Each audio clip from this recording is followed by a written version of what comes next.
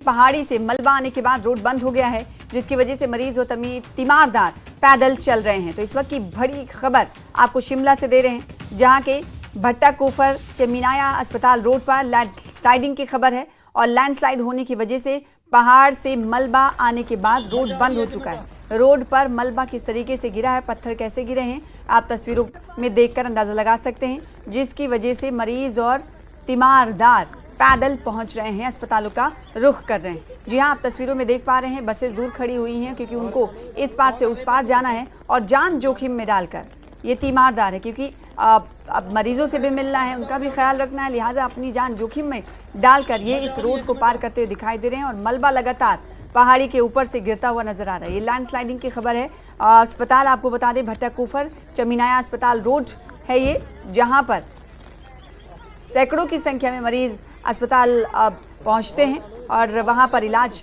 कराते हैं। और इस वक्त जो तीमारदार उनके सामने मुश्किल भारी है, क्योंकि इसी रोड को उन्हें पार करना है और फिर अस्पताल पहुंचना है। मलबा आने से रोड पूरी तरीके से बंद हो चुका है।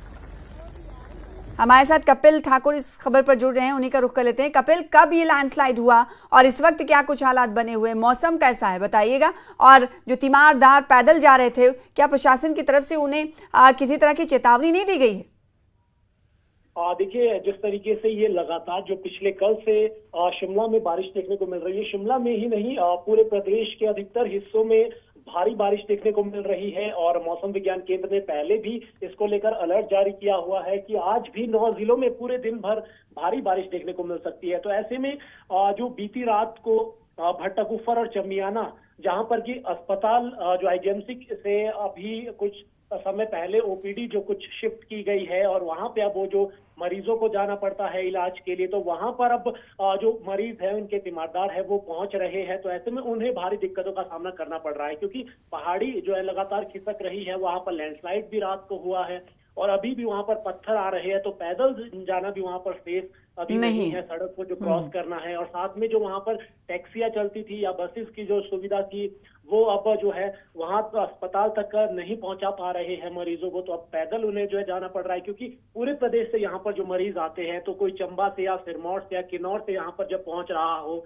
तो वो अस्पताल एक बार जरूर जो है ओपीडी में जाना चाहेगा, जब इतनी दूर से वो आ रहा है। तो बहुत सारी दिक्कतें हैं जिनका सामना करना पड़ रहा है। और पहले भी एक बार ओपीडी जो है वहां पर शिफ्ट की गई थी, लेकिन वहां पर रोड की हालत खस्ता थी, अन्य जो सुविधाएं नहीं थी। हाईकोर्ट ने उस पर जो है ओपीडी को शिफ्ट करने को लेकर उसमें अपने जो है आदेश दिए थे। उसके बाद बंद कर दी गई थी, लेकिन उसके बाद फिर जो है वो ओपन हो गई है और वहां पर पहुंचने के लिए लोगों को काफी मुश्किलों का जो है सामना करना पड़ रहा है। तो ये जो तस्वीर हम देख पा रहे हैं कपिल, क्योंकि रोड बंद है, बार बार जो पत्थर के टुकड़े हैं वो रोड पर गिरते हुए नजर आ रहे हैं और छतरी लिए हुए कुछ तीमारदार हैं जो आगे की ओर बढ़ते हुए नजर आ रहे हैं। यहाँ से अस्पताल की दूरी कितनी होगी? क्या ये पैदल सफर करते अस्पताल पहुंच रहे हैं? वहां पर कोई प्रशासन भी नहीं दिखाई दे रहा है, क्योंकि जब ये अस्पताल बड़ा है, वहां तीमारदार पहुंच रहे हैं, तो किसी न किसी तरह की सुविधा तो रखनी चाहिए। दूसरे अगर ऑप्शनल रास्ते की बात करें तो कुछ इंतजाम नहीं किया गया है क्या वहां पर प्रशासन की तरफ से?